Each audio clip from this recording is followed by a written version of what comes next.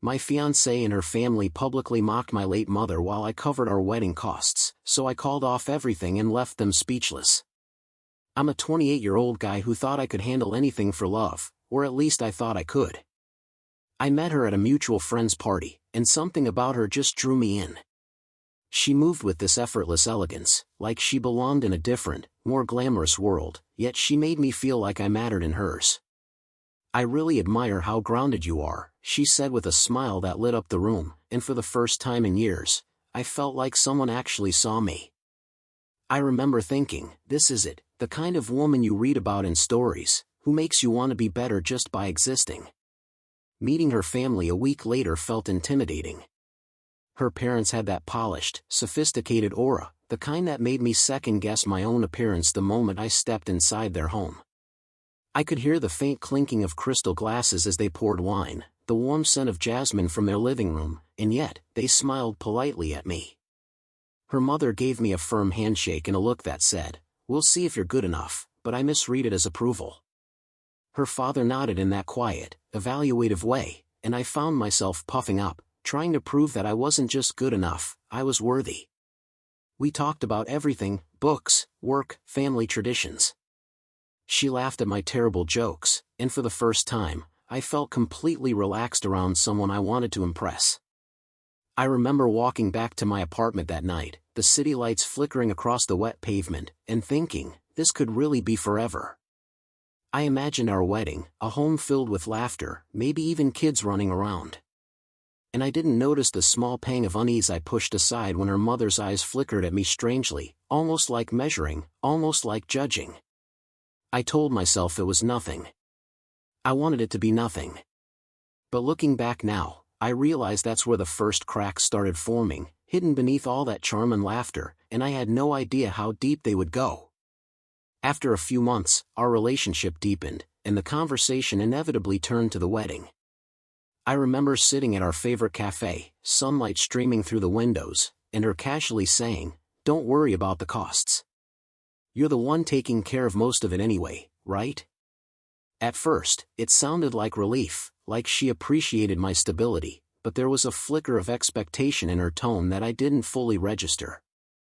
I wanted everything to be perfect for her: the venue, the flowers, even the tiny, expensive details she casually mentioned in passing. I told myself it was normal to invest in the person you loved. "Of course," I said, smiling, trying not to show the twinge of anxiety in my chest as I calculated in my head how much this would cost me. I started covering bills, deposits, and catering, convincing myself that this was part of building a future together. Every time I transferred money or signed another contract, I felt a mix of pride and exhaustion: pride that I could provide, exhaustion at how quickly my savings were disappearing. Friends would joke, "Wow, you're basically a wedding sponsor," but I laughed along, telling myself they didn't understand love. I didn't notice how her comments about other people's extravagant weddings were growing sharper, how she subtly compared me to wealthier men she knew. One night, while reviewing invoices for the third time that week, she sat next to me, brushing a strand of hair behind her ear. "I can help too, you know," she said softly, and I nodded, realizing she had never actually contributed a single payment. Instead of feeling upset, I told myself it was temporary: she was saving, planning, something. But a small voice in the back of my mind whispered, "Why is it always me?" Despite the creeping doubts, I still imagined walking down the aisle, holding her hand, hearing everyone cheer, feeling that sense of accomplishment that comes from building something beautiful together.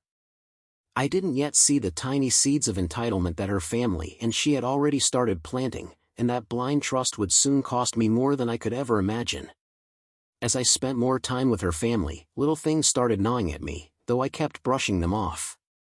During one dinner, her uncle made a joke about people from modest backgrounds being simple, and her mother chuckled lightly. My stomach twisted, and I felt heat rising to my ears, but I forced a laugh, saying, "Yeah, we simple folks have our charm." She smiled at me across the table, but not the warm smile I had grown to trust. There was something calculating in her eyes. I remember the smell of roasted lamb filling the air, mingling with the faint scent of her perfume, a combination that should have felt comforting but instead made my chest tighten. Her comments weren't always direct, but they carried a weight that sank in slowly. One evening, while helping her mother set the table, she whispered, "He's really quiet, isn't he? Hope he can keep up with us."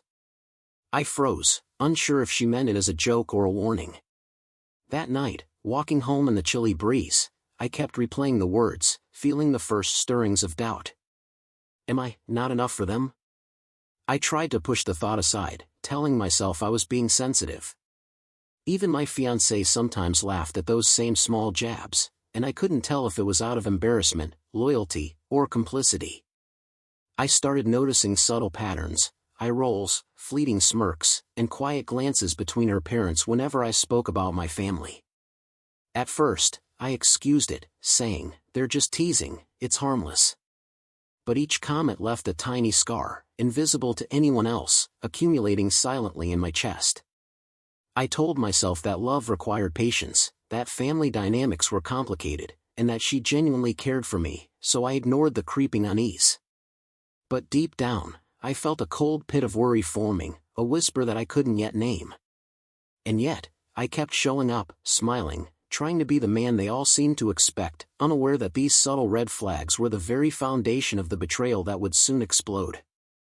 As wedding preparations moved forward, the small jabs I had ignored began to feel heavier, sharper, almost deliberate.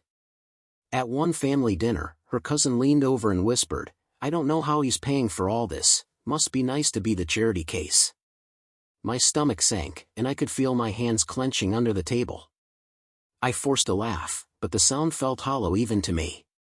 Across the room, she smiled politely, avoiding eye contact with me, and I realized in that moment she wasn't defending me, not even a little. The scent of polished silverware mixed with roasted vegetables, and the warm glow of the chandelier felt suffocating rather than inviting. It wasn't just words anymore, it was in their eyes, their gestures, the way they subtly dismissed me. Her mother would pat her hand over mine in front of everyone but never say anything kind about me directly. Her father nodded at my suggestions for the seating plan with a faint smirk, like he was humoring a child. I started noticing how often my fiancé would excuse their behavior with, "Oh, they don't mean it like that," or "They just tease, don't take it seriously." But the jokes weren't harmless, they stung, leaving me anxious and unsure if I truly belonged in their world. I remember walking home that night, the air cold against my flushed skin, replaying every moment, every sarcastic remark, every smirk. I tried to tell myself I was overreacting, that this was normal family teasing, but the pit in my stomach wouldn't go away. The more I tried to ignore it, the heavier it felt, like a storm brewing silently behind a calm sky. Why do I feel like I'm already losing before even standing at the altar? Despite my growing unease, I kept pouring myself into planning, paying bills, and making everything perfect, believing that love and effort would outweigh the subtle cruelty I could already feel pressing in from all sides. And yet, deep down, I sensed the tension was only going to escalate. The rehearsal dinner should have been a celebration, but it became the night I realized everything I had believed was a lie. Her family had gathered in a private hall, twinkling lights hanging from the ceiling, the smell of roasted chicken and wine heavy in the air. I was helping with last-minute seating arrangements when her aunt, loud enough for everyone to hear, said, "It's sweet that he's paying for all this, considering his family is, less sophisticated." A hush fell over the table, and I felt my chest tighten as laughter rippled around me. My fiancée forced a smile, but it didn't reach her eyes. "Mom would have been so proud, huh?" I heard her cousin whisper cruelly. That's when it hit me, the reference to my late mother wasn't subtle, it was deliberate, mocking, and meant to humiliate. My heart raced, and I could feel sweat prickling at my temples, the floral scent of the centerpiece suddenly suffocating. I wanted to scream, to throw something, to make them feel even a fraction of the betrayal I felt. I caught my fiancée's gaze across the room, hoping for support, for even the tiniest flicker of defense, but she looked away, biting her lip nervously. I realized in that instant that she wasn't on my side, not now, not ever, when it mattered most.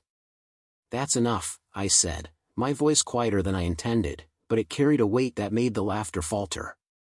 Guests shifted uncomfortably, sensing the tension, the air thick with embarrassment and unease. The humiliation stung like fire in my chest, and yet beneath it, a surge of clarity began to grow. I wasn't going to be the quiet victim anymore. The public insult was the midpoint twist that shattered my trust completely, turning months of devotion into simmering anger. As I stood there, frozen for a moment, I realized this night would define everything to come, and the question haunting me was clear: how do you confront a family that openly disrespects the one person you loved most? After the rehearsal dinner, I didn't go home that night. I wandered the streets, the cold wind biting through my jacket, rain slicking the sidewalks, and I couldn't stop replaying their words. Every mocking laugh, every glance at my late mother, every smirk from her family pressed down on me like a weight I couldn't shake. I felt completely alone, even though I had loved deeply and given everything I had. I remember leaning against a brick wall, the city lights reflecting in puddles at my feet, and thinking, I planned every detail, paid every penny, and this is how they repay me? My phone buzzed with messages from friends and relatives, all asking if I was okay, but I couldn't bring myself to answer. I felt humiliated, used, and completely powerless. I had imagined our wedding as a celebration of love, a day that would honor both our families, but instead, it had become a stage for their cruelty. I couldn't stop thinking about my mother, the sacrifices she had made, and how bitterly unfair it felt that she wasn't here to see me treated like this. I called a close friend and admitted, voice trembling, I don't know if I can go through with it. I feel like I'm losing myself. They listened, offering quiet reassurance, but even their words felt distant. My chest ached with grief and rage, tangled so tightly I could barely breathe. I realized I had reached rock bottom, not just emotionally, but mentally, where every ounce of hope, trust, and optimism had been crushed. The thought that I could continue down this path, marrying a woman who allowed her family to publicly humiliate me, felt unbearable. And yet, somewhere deep inside, a spark of determination flickered. I can't undo what happened, but I refuse to let it define me. The night ended with me staring at the city skyline, rain soaking through my clothes, heart heavy, but already plotting what would come next. The next morning, I woke up with a tight knot in my chest, a mix of grief, humiliation, and anger I couldn't ignore. I sat at my kitchen table, sunlight cutting through the blinds, and thought about everything: the laughter, the insults, the way my fiancée had stayed silent while her family mocked my mother. I realized I couldn't just sweep it under the rug or pretend it hadn't happened. I had to confront them, but not in a panicked, emotional way. I needed to be calm, deliberate, and make them understand exactly what they had done. I spent hours rehearsing what I would say, imagining the reactions, picturing her parents' smug expressions faltering. I can't let this go, I whispered to myself, my hands gripping the edge of the table. The thought of losing them as a family didn't matter. The only thing that mattered was standing up for my mother, my dignity, and myself. I texted a friend, quietly explaining my plan, and they reminded me, be firm, but don't lose yourself in anger, you'll regret it if you let them control your actions. I nodded, feeling a strange clarity amid the storm of emotions. I also prepared for her reaction. I knew she might beg, plead, or try to manipulate the situation, but I told myself I wouldn't budge. Every insult, every sideways glance, every laugh at my mother's expense had been logged in my mind. The more I thought about it, the more I realized that confronting them wasn't just about this wedding, it was about reclaiming control of my life and refusing to be silenced any longer. By the time I left my apartment, the air was crisp and the city buzzed around me, but I felt steady, focused. I remember gripping the car keys tightly, the leather of the steering wheel rough against my palms, and thinking, they are about to understand the cost of their cruelty. And as I drove toward the rehearsal hall, my stomach twisted with anticipation, knowing that this confrontation would change everything. When I arrived at the rehearsal hall, everything felt suspended: twinkling fairy lights, polished silverware, the faint scent of flowers heavy in the air. Her family was gathered, laughing and talking, completely unaware of what was coming. I walked in, my chest tight, every eye slowly turning toward me. I took a deep breath, feeling the adrenaline surge, and said, "We need to talk, now." The room quieted instantly, a few guests shifted uncomfortably, sensing the tension. I addressed the words I'd heard the night before, the laughter, the mocking references to my late mother. "The comments you made about my mother were cruel and public," I said, voice steady but sharp. "I've spent months paying for this wedding, sacrificing my savings, my peace, and yet you chose to humiliate me and the woman who gave me everything." I caught her mother's eyes, flickering with surprise, and her father's smirk fading into something closer to shock. Her cousin froze, realizing their joke had backfired spectacularly. "I trusted all of you," I continued, pacing slowly, letting my words sink in. "And you rewarded that trust with ridicule. That stops now." I could see her face pale, her lips opening and closing, searching for an excuse, but none came. The guests murmured, some whispering to each other, the atmosphere thick with disbelief. I felt the power shift from me being the humiliated victim to being the one commanding attention, forcing accountability. The hall felt almost still, the scent of polished wood and flowers blending with the tension, every pair of eyes fixed on me. My fiancée looked away, shame and panic flickering across her face. In that moment, I knew the quiet, polite pretense had shattered, and nothing would ever be the same. And as I paused, letting the weight of my words settle in, I realized that exposing them publicly was only the beginning. The real test was what I would do next. After speaking my truth, I didn't wait for their reactions to settle. I turned toward the main doors, each step deliberate, my heart pounding like a drum in my chest.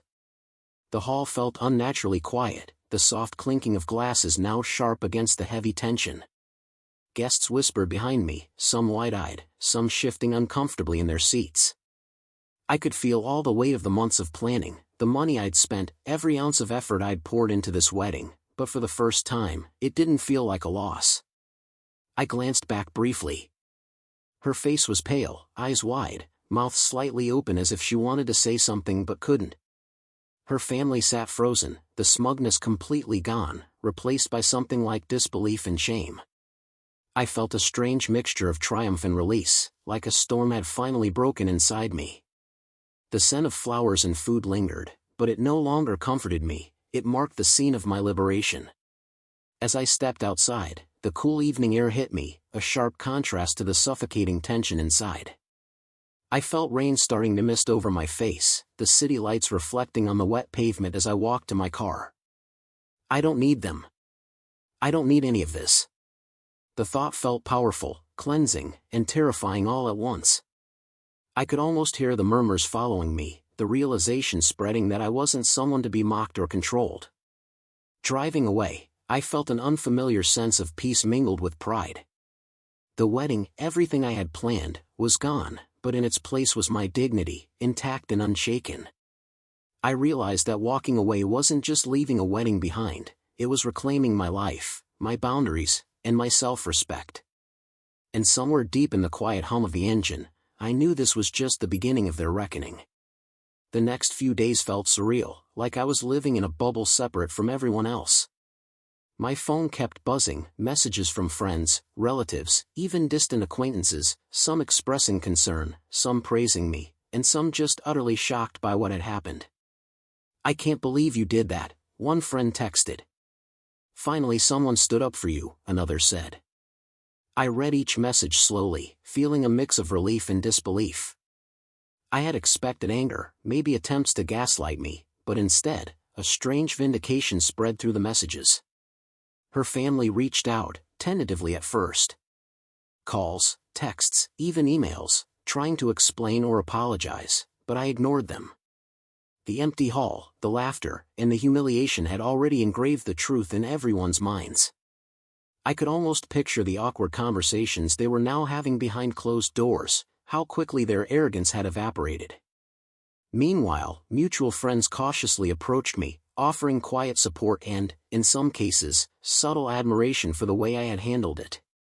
Even my fiancée sent a message. "I didn't mean for it to go that far. I just wanted things to be perfect." I stared at the screen, feeling a mix of sadness and disbelief. Perfect? You mean humiliating me in front of everyone? I realized she hadn't understood respect, empathy, or loyalty, not for me, not for my mother. The betrayal was complete, but the clarity it gave me was even stronger.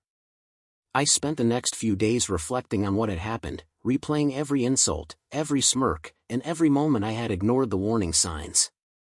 The public exposure had consequences, yes, but it also gave me freedom. The oppressive tension that had weighed on me for months finally began to lift, replaced by a sense of control I hadn't felt in a long time. And even though some relationships were broken beyond repair, I felt a quiet, satisfying relief knowing I had reclaimed my dignity, and no one could take that away. In the weeks after walking away, I spent a lot of time alone, reflecting on everything that had happened. I'd replay moments from the rehearsal dinner, the subtle jokes, and the blatant insults, and I realized how blind I had been to the warning signs. I had convinced myself that love meant sacrifice, that enduring discomfort was proof of commitment. Now, I understood that devotion shouldn't come at the cost of self-respect. I told myself quietly one night, sitting on my balcony as the cool evening air brushed my face, I won't allow anyone to demean my family, or me, ever again. I started setting boundaries in every aspect of my life. Friends noticed the change and commented, "You seem lighter," or "You look like you finally stopped carrying their weight." I smiled, knowing they didn't see the storm I had endured and survived. I reflected on my fiancée and her family, not with anger, but with clarity. I understood now that their entitlement and arrogance weren't my fault, and no amount of effort or money would have changed them. At the same time, I worked to forgive myself for ignoring early warning signs, for hoping that charm and promises could outweigh disrespect. I learned to trust my instincts and to value honesty and empathy above appearances. Walking away wasn't just an act of rebellion, it was an act of self-preservation, a reclaiming of my identity that had been buried under months of compromise and silent endurance. Sometimes, late at night, I still feel a pang thinking about the wedding I never had, the money I spent, and the plans that were erased. But then I remember the power that came from standing up, from refusing to let cruelty define me. I look at the city skyline from my apartment window, the lights shimmering, and I realize I've grown stronger, wiser, and more resilient. And I know that the next chapter of my life will be written on my terms, free from the shadows of those who sought to diminish me. Months have passed since that night, and the air feels lighter around me, almost like I can finally breathe without carrying their judgment. I don't speak to my fiancée or her family anymore, and I've stopped looking back. Some people warned me that walking away would feel like failure, but I see it differently now. I preserved my dignity, honored my mother, and refused to let anyone humiliate me without consequence. Sitting in my apartment, the city lights twinkling outside the window, I feel a sense of calm I haven't known in years. I've poured my energy into myself, career goals, personal passions, friendships that actually matter. I allow myself to feel proud of the sacrifices I chose to make, not the ones forced upon me by entitlement or cruelty. Occasionally, I hear rumors that her family still talks about what happened at the rehearsal dinner, and I smile quietly to myself. For the first time, I understand the power of standing firm. Their whispers, their shame, and their regret are now mine to witness from a distance, untouchable. Sometimes, I think about my mother, imagining how proud she would be of me, not for the money I spent or the wedding I planned, but for the boundaries I drew and the respect I demanded. I can feel her presence in quiet moments, like the faint scent of flowers on a breeze or the warmth of sunlight in the early morning. That love, that guidance, is what truly matters. Walking away didn't just end a relationship, it started a new chapter of empowerment. I am no longer the quiet, overlooked provider or the one silently enduring insults. I am someone who values myself, sets boundaries, and refuses to let others' cruelty dictate my life. And in that freedom, I've found a peace and strength I never thought possible, proof that sometimes, the best revenge is simply living well.